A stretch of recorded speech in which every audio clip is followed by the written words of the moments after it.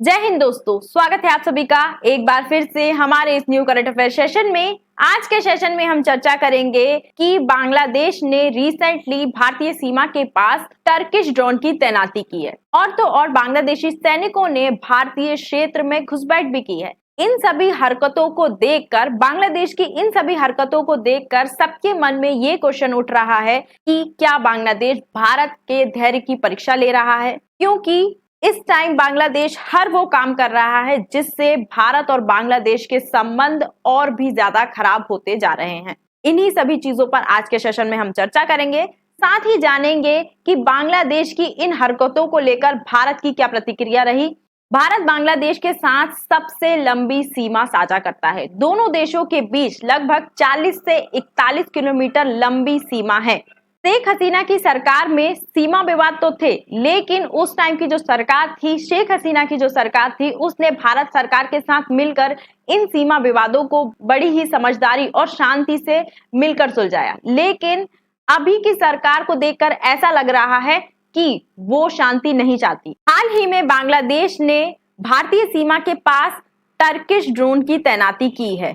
ये जो आपको दिख रही है, इस सीमा के पास बांग्लादेश ने टर्किश ड्रोन्स की तैनाती की है। इन टर्किश ड्रोन को बायकटार ड्रोन या TB2 ड्रोन्स के नाम से जाना जाता है। ये बहुत ही ज्यादा उन्नत ड्रोन है। बांग्लादेश ने टर्की से इस प्रकार के 12 बायकटार ड्रोन खरीदे थे, जिसमें से 6 की डिलीवरी बांग्लादेश को कर दी गई है और 6 की बाकी है। और इन्हीं सभी ड्रोन्स को बांग्लादेश ने भारतीय सीमा के पास तैनात किया है और बांग्लादेशी सेना इन ड्रोन्स का उपयोग भारतीय सीमा पर निगरानी रखने और जासूसी करने के लिए कर रही है। टर्की के इन बायकटार ड्रोन्स के फीचर्स की अगर हम बात करें तो ये लंबे समय तक आसमान में रह सकते हैं। लगभग 27 घंटे तक ये आसमान में उड़ान भर सकते हैं, एक्यूरेट हमला कर सकते हैं। टर्की के इन बायकटार ड्रोन्स ने हाल ही के समय में हुए कॉन्फ्लिक्ट्स में अपनी काबिलियत को साबित किया है।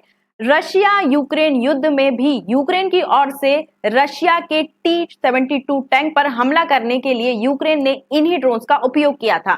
उस टाइम पर भी ये ड्रोन बहुत ज्यादा चर्चा का विषय थे, क्योंकि इन ड्रोन्स ने रशिया के T-70 टैंक्स को दौड़ा दौड़ा कर मारा था। उस समय पाकिस्तानियों ने भारत का भी बहुत मजाक उड़ाया था, क्योंकि भारत भी रशिया से लिए हुए T-70 टैंक का ही उपयोग कर रहा है। तथा भारत ने जब इन ड्रोन्स की काबिलियत के आगे T-70 टैंक्स का फेलियर देखे तो अपने टैंक्स को विकसित करना भारत ने स्टार्ट कर दिया और भारत ने भी अपना टैंक जैगुआर डेवलप कर लिया। इस कॉन्फ्लिक्ट से पहले की अगर हम बात करें तो 2020 में हुए अजरबैजान अर्मेनिया युद्ध में भी अजरबैजान ने अर्मेनिया के खिलाफ इन ड्रोन्स का उपयोग किया था। वहां पर भी इन ड्रोन्स ने अपनी काबिलियत को सिद्ध किया। इसीलिए ये जो ड्रोन है पूरी दुनिया में चर्चा का विषय बने हुए हैं, क्योंकि एक तो ये सटीक हमला करने में सक्षम है तथा युद्ध के क्षेत्र में ये बहुत ही ज्यादा सक्सेसफुल साबित हुए हैं। और अगर हम प्राइस की बात करें तो अमेरिका के जो हाईटेक ड्रोन्स हैं उनके मुकाबले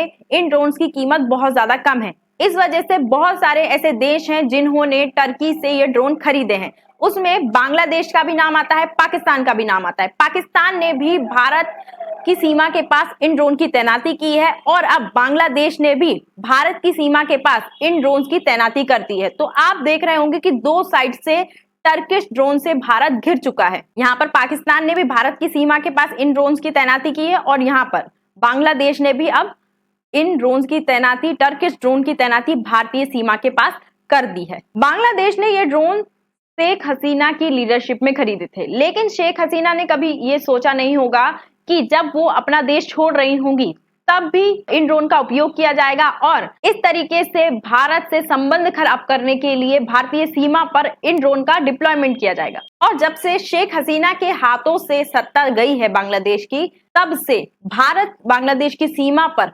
आतंकवादी जो गतिविधियां हैं वो बहुत ज्यादा बढ़ गई हैं। एंटी इंडिया जो मूवमेंट है वो बहुत ज्यादा बढ़ गए हैं सीमा के पास। तथा बांग्लादेश की इन हरकतों ने भारत की टेंशन्स को भी बहुत ज्यादा बढ़ा दिया है। इसलिए जो भारतीय एजेंसियां हैं वो भी हाई अलर्ट पर हैं।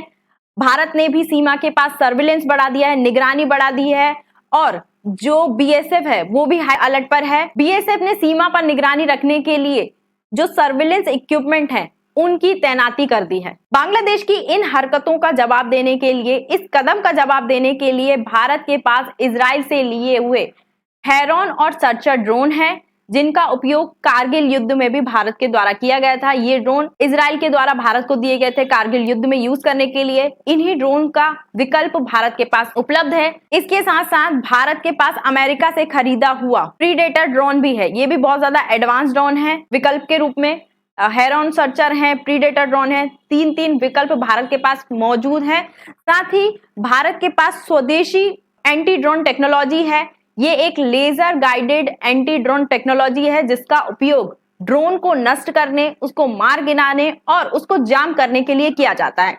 ये जो टेक्नोलॉजी है भारत के defence and research development organisation यानी कि DRDO के द्वारा डेवलप की गई है। तो भारत इस टेक्नोलॉजी का भी उपयोग कर सकता है बांग्लादेश को जवाब देने के लिए। देखिए, जो हमारे पास एंटी ड्रोन टेक्नोलॉजी है, ये ड्रोन को मार गिराने और उसको जाम करने, मतलब कोई ड्रोन उड़ रहा है उसको लेजर तरंगों के द्वारा क्या कर दिया जाता है, जाम कर दिया जाता है, जिससे वो जो ड्रोन है काम करना बंद कर देता है। इसके साथ ही जो भारत है वो एंटी ड्रोन ऑपरेशन चलाने पर भी विचार कर रहा है। बांग्लादेश की ओर से जो ड्रोन तैनात किए गए हैं, अगर उनकी हरकतें एंटी इंडिया होती हैं, वो भारत के लिए कुछ ज्यादा परेशानी खड़ी करते हैं, तो भारत भी एंटी ड्रोन ऑपरेशन लॉन्च कर सकता है। ऐसा विचार भारतीय सेना के द्वारा किया जा रहा है। लेकिन फिलहाल की अगर हम बात करें तो सीमा पर टेंशन्स इतनी ज्यादा बढ़ गई हैं, भारतीय सीमा के पास इतनी ज्यादा टेंशन बढ़ गई हैं कि जो BSF है वो मूव कर गई है जीरो लाइन के पास। जो भारत बांग्लादेश की सीमा है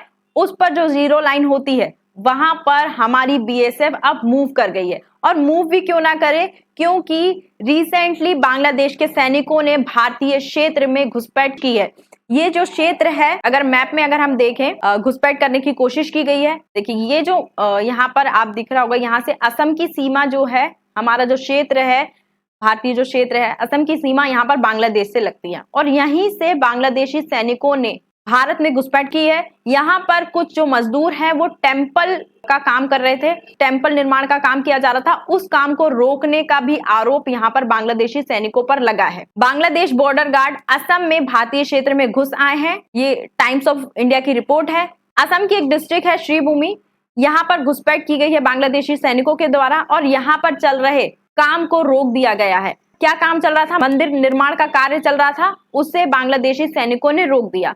ठीक है, तो इस प्रकार से जो बांग्लादेश है वो हरकतें कर रहा है। बांग्लादेश की सेना ने, बांग्लादेश में एक पॉइंट है जिसका नाम है काजीगंज, यहां से असम की ओर घुसपैठ की गई है बांग्लादेशी सैनिकों के द्वारा। ठीक है, तो ऐसी हरकतें जो बांग्लादेश कर रहा है, इस वजह से जो वेस्ट बंगाल की मुख्यमंत्री हैं उनके द्वारा ये स्टेटमेंट दिया गया है कि जो बांग्लादेश है वो लीडरलेस हो गया है। इस वजह से बांग्लादेश में जो माफिया हैं उनका राज हो रहा है, उनके द्वारा देश चलाया जा रहा है। तो ऐसा स्टेटमेंट ममता बनर्जी के द्वारा दिया गया है और ये स्टेटमेंट काफी हद तक सही भी साबित होता है। बांग्लादेश में चल रही उथल पुथल से संबंधित अदर न्यूज की अगर हम बात करें तो बांग्लादेश में जो अल्पसंख्यकों पर अत्याचार हो रहा है, हिंदूज पर जो अत्याचार हो रहा है, उसको लेकर भारतीय अमेरिकी ने प्रदर्शन करने की तैयारी कर रहे हैं और ये प्रदर्शन अमेरिका की राजधानी वॉशिंगटन DC में किया जाएगा। आप देख रहे होंगे यहाँ पे all eyes on Bangladesh Hindu,